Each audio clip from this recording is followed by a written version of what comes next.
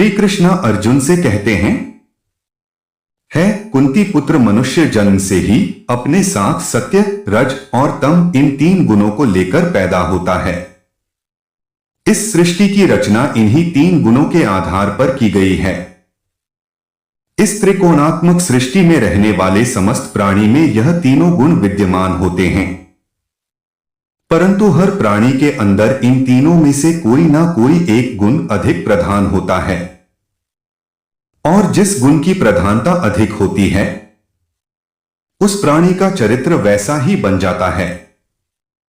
रजोगुण प्रधान मनुष्य को ऐश्वर्य, राजपाट और ठाठ बाट की लालसा होती है, और तमोगुण वाले तामसी और परमादी होते हैं। श्री कृष्ण कहते हैं, भरोसा खुद पर रखो तो ताकत बन जाती है, और दूसरों पर रखो तो कमजोरी बन जाती है। आप कब सही थे इसे कोई याद नहीं रखता, लेकिन आप कब गलत थे सब याद रखते हैं। जो हम दूसरों को देते हैं वही मुझे वापस मिलता है, फिर चाहे वो सम्मान हो या धोखा। जब जल गंदा हो तो उसे हिलाते नहीं हैं, बल्कि उसे शांत छोड़ देते हैं, जिससे गंदगी अपने आप नीचे बैठ जाए।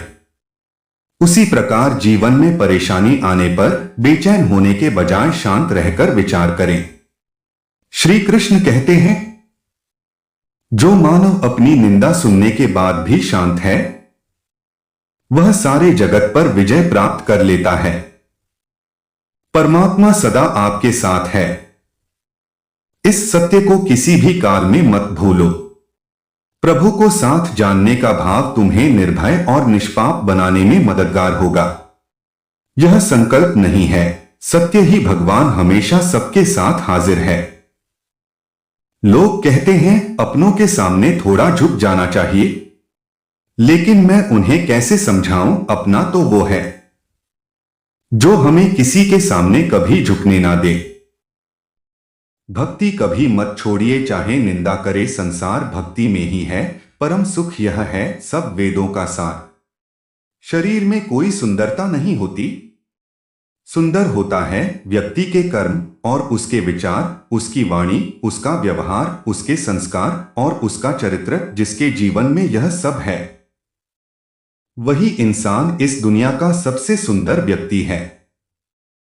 अच्छे कर्म करने के बावजूद भी लोग केवल आपकी बुराइयां ही याद रखेंगे, इसलिए लोग क्या कहते हैं इस पर ध्यान मत दो, अपने कार्य करते रहो। जीवन में हम अगर दूसरों की सफलता को स्वीकार नहीं करते तो वो ईर्ष्या बन जाती है, और अगर स्वीकार कर लें तो वही प्रेरणा बन जाती है। आंख संसार के हर चीज को देखती है, मगर आंख के अंदर कुछ चला जाए तो उसे नहीं देख पाती है। ठीक उसी प्रकार मनुष्य दूसरे की बुराइयां तो देखता है, पर अपने भीतर बैठी बुराइयां उसे दिखाई नहीं देती।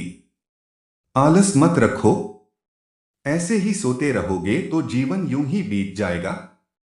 एक दिन ऐसा आएगा फिर तो सोना ही सोना है। इसलिए अभी आलस छोड़ो और एक सार्थक कार्य में जीवन लगा दो। हर कोई मुझे जीने का तरीका बताता है, उन्हें कैसे समझाऊं कि कुछ ख्वाब अधूरे हैं, वरना जीना मुझे भी आता है। कहां खर्च करूं अपने दिलों की दौलत, यहां तो सब भरी जेबों को सलाम करते हैं। समय जब पलटता है तो सब कुछ पलट देता है, इसलिए अच्छे समय में घमंड ना रखें और बुरे वक्त में सब्र रखना ना छोड़े।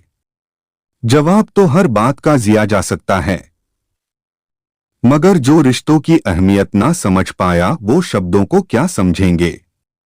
एक बार की बात है, एक बार एक पजामा पहने हुए इंडियन से एक अंग्रेज ने पूछा, आपका यह देसी पजामा कितने दिन चल जाता है। इंडियन ने जवाब दिया, कुछ खास नहीं, मैं इसे 1 साल पहनता हूं।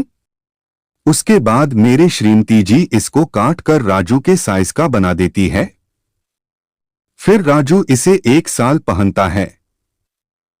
उसके बाद श्रीमती जी इसको काट छांट कर तकियों के कवर बना देती है। फिर 1 साल बाद उन कवर का झाड़ू पोछा में इस्तेमाल करती है। अंग्रेज बोला, फिर फेंक देते होंगे। इंडियन ने फिर कहा, नहीं नहीं, इसके बाद 6 महीना तक मैं इससे अपने जूते साफ करता हूं और अगले 6 महीना तक बाइक का साइलेंसर चमकाता हूं। बाद में उसे हाथ से बनाई जाने वाली गेंद में काम लेता हूं और अंत में कोयले की चूल्हा सुलगाने के काम में लेता हूं और चूल्हे की राख बर्तन मांजने के काम में लेते हैं। इतना सुनने के बाद अंग्रेज बेहोश होकर गिर गया और उसे होश आने पर एहसास हुआ कि आखिर अंग्रेज भारत छोड़कर जाने पर क्यों मजबूर हुए। जीवन में समय चाहे जैसा भी हो, परिवार के साथ रहो। सुख हो तो बढ़ जाता है और दुख हो तो बट जाता है। जीवन में कुछ भी स्थायी नहीं है, इसलिए स्वयं को अधिक तनावग्रस्त ना करें, क्योंकि परिस्थितियों चाहे कितनी भी खराब हो, बदलेगी की जरूर। रिश्तेदार भी हैसियत देखकर पानी पिलाते हैं। अगर पैसे वाले हो तो काजू बादाम, नहीं तो 5 रुपए का पार्ले जी।